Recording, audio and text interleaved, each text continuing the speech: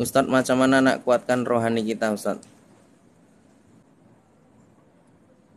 Iman itu tidak nampak. Iman itu tidak nampak. Iman itu letaknya di hati. Hati itu memiliki 4 saluran.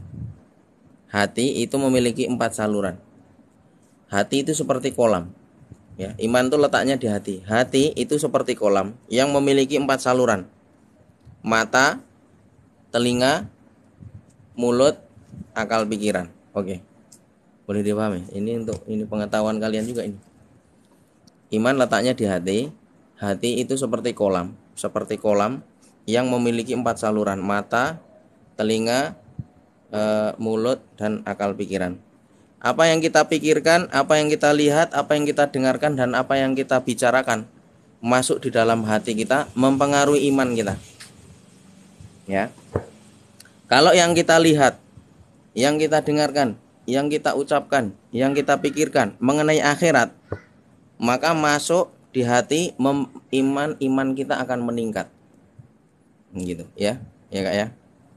Tapi kalau apa yang kita lihat, apa yang kita dengarkan, apa yang kita ucapkan, apa yang kita pikirkan itu mengenai dunia. Nah, akhirnya masuk di hati, kebesaran dunia lebih besar daripada akhirat.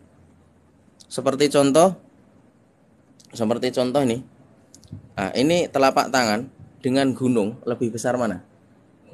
Lebih besar gunung. Nah, ini ibaratnya ini dunia. Gunung yang begitu besar itu ibaratnya akhirat, surga, neraka. Nah, oke. Nah, kalau telapak tangan kita ini kita dekatkan dengan mata ini, itu bisa menutupi gunung yang begitu besar. Paham ya? Nah, inilah dunia yang kita lihat, yang kita dengarkan, yang kita pikirkan, dan yang kita ucapkan. Yang aslinya kecil karena kita lihat, kita dengarkan, kita ucapkan, dan kita pikirkan. Itu akhirnya apa? Ini menutupi mata hati kita, sehingga akhirat yang begitu besar tidak nampak. Nah,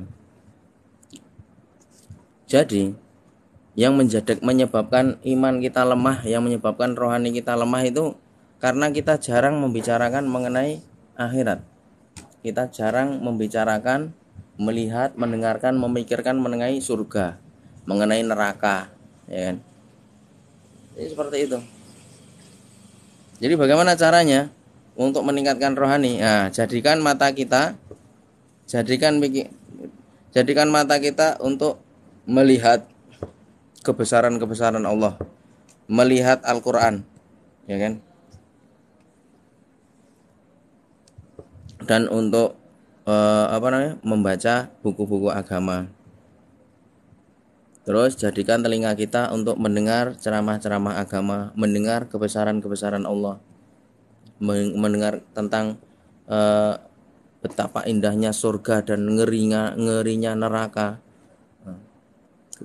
Kemudian digunakan untuk mendengar Al-Qur'an. Gunakan mulut kita untuk membaca Al-Qur'an, gunakan mulut kita untuk membicarakan kebesaran Allah, keindahan surga, kengerian neraka. Gunakan akal pikiran kita untuk memikirkan kebesaran Allah yang ada di alam semesta, bahkan yang ada di dalam diri kita. Gunakan akal pikiran kita ini untuk mentadaburi isi kandungan Al-Qur'an. Nah, itu nanti akhirnya apa? Mempengaruhi iman kita, akan meningkatkan iman kita. Itulah kenapa metode dalam tablik itu, dalam jamaah tablik, dia itu sebenarnya bukan setakat ini ya, bukan setakat kurut berdakwah 3 hari, berapa hari gitu, tidak. Lebih tepatnya dia berkumpul beberapa hari itu untuk menggunakan akal pikirannya, matanya, telinganya, mulutnya untuk fokus membicarakan tentang akhirat. Berapa hari saja. Sebenarnya itu enggak ketentuan waktu, itu hanya tingkatan-tingkatan saja. Berapa hari saja itu. Nah, jadi mata, mulut, telinga, otak, saluran ke dalam hati. Iya betul Kak. Nah, jadi hati itu tempatnya rohani atau iman. Gitu. Jadi kita gunakan mata kita, mulut kita, telinga kita, akal pikiran kita untuk membicarakan kebesaran Allah, membaca Al-Quran, mentadaburi Al-Quran, berzikir, membicarakan mengenai surga, neraka, dan lain sebagainya. Melihat dan membaca mengenai surga dan neraka, insya Allah nanti iman kita akan meningkat, gitu ya. Rohaniyah kita akan meningkat. Waktu sholat, ya, waktu sholat pun juga di apa namanya? Waktu sholat kita gunakan 4 perkara ini semaksimal mungkin waktu ibadah sholat. Bagaimana caranya? Kita gunakan mulut ini untuk membaca doa-doa sholatnya, bacaan-bacaan sholatnya. Kita gunakan telinga kita itu untuk mendengar bacaan Quran dari imam. Kita gunakan mata kita ini untuk fokus satu titik. Di dalam kitab Muntahab Hadis itu, kalau ingin khusyuk sholatnya, maka ketika kita berdiri, fokuskan pandangan kita itu ke tempat sujud. Ketika kita rukuk, fokuskan pandangan kita itu ke jari-jari kaki. Ketika kita iktidal sama ke tempat sujud. Ketika kita sujud, konsentrasikan pandangan kita ini ke ini, ujung hidung ini. Ketika kita duduk di antara dua sujud, fokuskan pandangan kita ini di apa namanya? Di antara ini, di lutut ataupun di apa namanya? Jari kita itu, jari telunjuk pas waktu kita telunjuk asyhadu alla ilaha illallah gitu kan. Itu kita fokuskan pandangan kita ke situ. Jadi seperti itu ya, enggak ya? Fokus pada satu titik. Seperti mana cahaya matahari. Ini kalau difokuskan satu titik, maka bisa membakar kertas. Gitu. Konsentrasi satu titik. Nah, itu sudah diajarkan juga di dalam syarahnya kitab Muntahab Hadis itu. Karena sholat kita ini yang diterima Allah itu yang khusyuk saja. Makanya ada Allah itu ada timbangan khusus untuk menimbang sholat kita.